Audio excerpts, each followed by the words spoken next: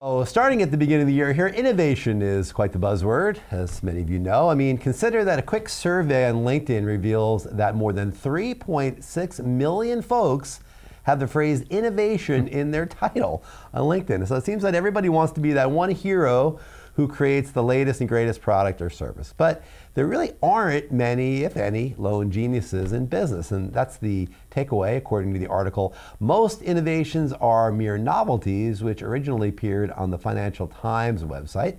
And we linked out to the piece in Wednesday's issue of the Quality Digest newsletter.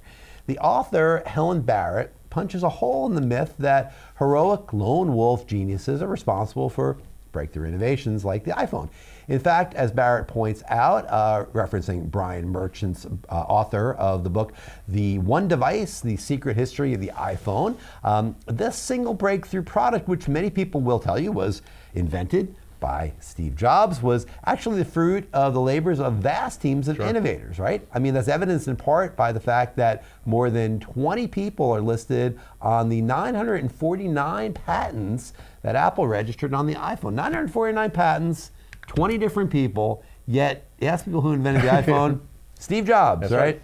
So the idea that a solo genius can dream up and build something that's going to change the world hasn't really been true since the days of Thomas Edison, and it probably wasn't true then either. It wasn't true then either. Remember, Edison had, how many people did he have working for him in Menlo Park? Hundreds of people, right? I mean, Tesla was working for him at one point, right? I mean, so, this idea that it's one person like a Thomas Edison, right? No, cranking out all these inventions. No, never was that way. So what's the truth about innovation? Well, quite simply that it takes a lot of work by a lot of people. Breakthroughs don't just happen, right? I mean, they require vision, they require patience, confidence, humility, the willingness to fail, to try again, to fail again, and eventually to learn and to succeed. And that's really a lot of complementary skill sets for any one person to embody. Think about all the stuff that goes into really being a great innovative organization or come up with an innovative product. All that stuff, it's very hard for any one person to do all those things that means.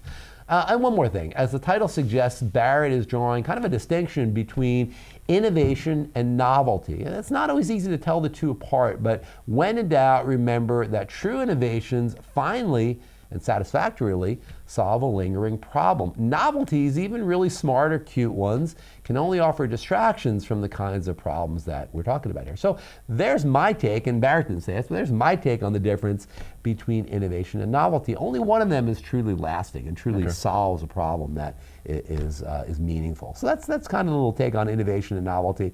3.6 million people say that they're innovators or have innovation in their title on LinkedIn. That amazes me, but it makes sense. Yep. Exactly.